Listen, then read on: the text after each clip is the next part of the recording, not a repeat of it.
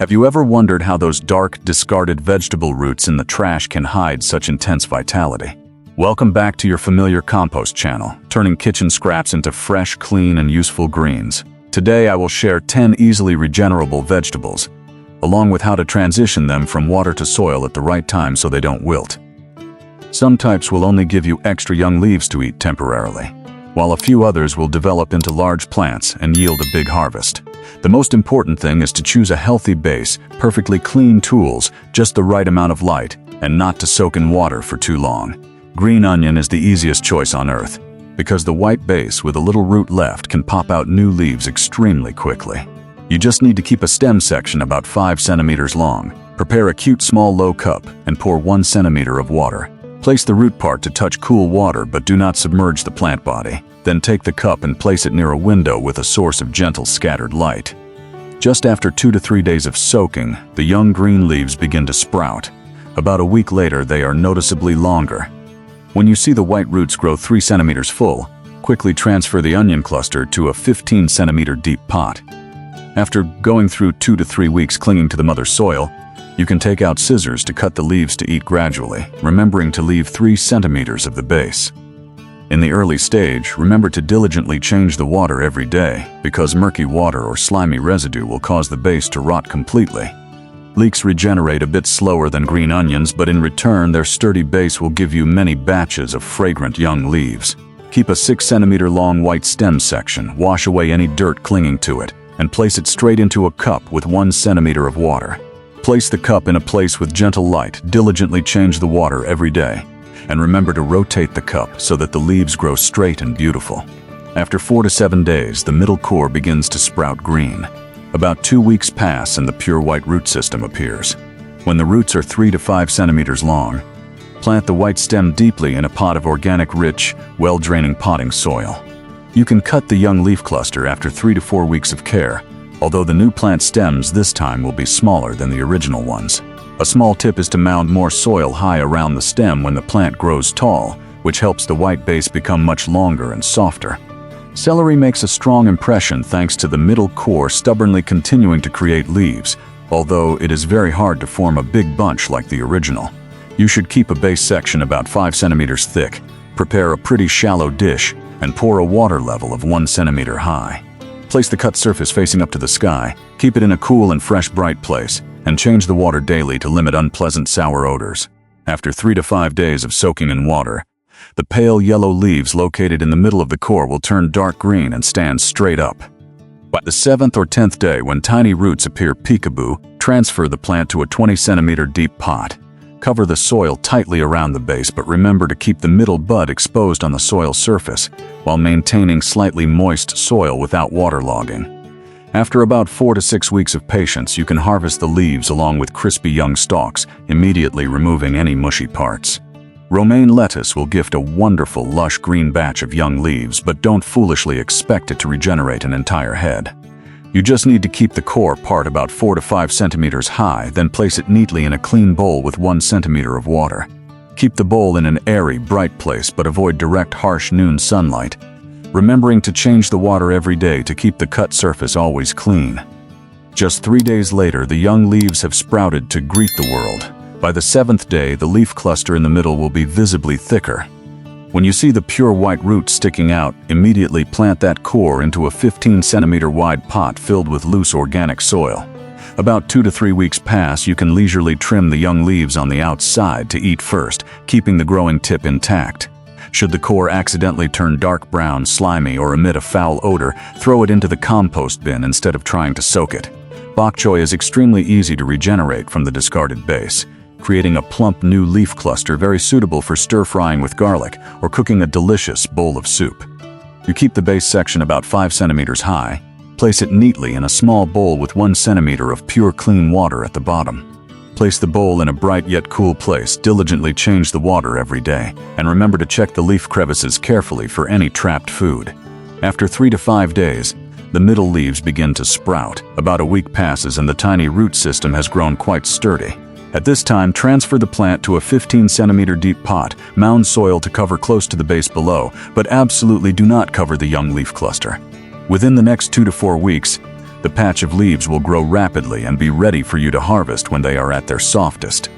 Bok Choy loves even moisture year-round, but if the soil is tightly packed and stuffy plus waterlogged, hot weather will cause the base to rot immediately. Super fragrant basil can be easily propagated from leftover stems after a meal, helping maintain a supply of aromatic leaves throughout the warm season. Choose healthy branches about 10 to 15 centimeters long. Use clean scissors to make a clean cut right below a leaf node. Strip all the leaves on the lower half of the stem, then stick the basil cutting into a glass of water so that at least 2 leaf nodes are submerged in water. Place the glass of water in a corner of the room filled with gentle scattered light. Change the water regularly every 2 days, and avoid letting leaves sink deeply to cause rot. Going through 7 to 14 days of soaking in water, snow-white roots a few centimeters long will grow and begin to branch slightly. Now plant the cutting into a 15-centimeter wide pot, keeping the soil gently moist. Just 3 weeks later, the plant will sprout countless new leaves. When the plant has grown to about 20 centimeters tall, boldly pinch off the tip right above a pair of leaves so the plant branches out more. Mint is extremely easy to live from stem cuttings, but remember to pamper it by planting it alone in a separate pot because its root system spreads very strongly.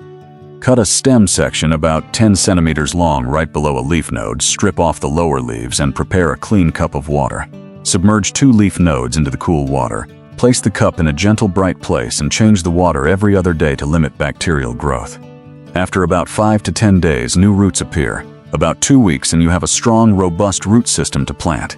Use a separate pot at least 20 centimeters wide. Line it with extremely well-draining soil and keep the moisture moderate and not too dry. Going through 4 to 6 weeks of rooting, you can diligently cut the tips frequently for use, remembering to leave 2 pairs of leaves at the bottom. Absolutely do not release mint to plant directly into narrow vegetable beds because its spreading speed will overwhelm all other vegetables. Sprouting garlic is extremely suitable if you want to harvest aromatic garlic greens, while harvesting bulbs requires a long time in a standard growing season. Choose plump garlic cloves that have sprouted green shoots. Prepare a 15-centimeter deep pot with loose, well-draining soil.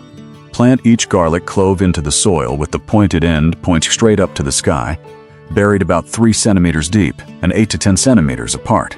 Keep the pot in a place flooded with warm sunlight, only watering when the soil surface has dried out by about 2 centimeters to avoid overly wet soil. Just after 1 to 2 weeks, the green shoots have sprouted. About 3 to 4 weeks later, the leaves have reached the ideal length for you to cut. You should only cut a few leaves on the outside each time, and remember to leave the base below so the garlic clove can continue to nourish the next batch of leaves. If you have big ambitions to grow bulbs, it is best to seek out disease-free seeds suited to the climate rather than relying on supermarket garlic bulbs. Sweet potatoes have the ability to create an expansive vine system from a single healthy tuber, developing into a new tuber crop during the hot season. Choose a potato tuber that is not rotting, place the lower half submerged in water using 3 toothpicks, or bury the tuber horizontally in moist, loose soil. Keep the pot or cup in a warm place full of light. Diligently change the water frequently if using the cup soaking method, and discard spoiled parts immediately. After about 2 to 4 weeks, young shoots appear densely. When 15 centimeters long, skillfully separate the shoots from the mother tuber.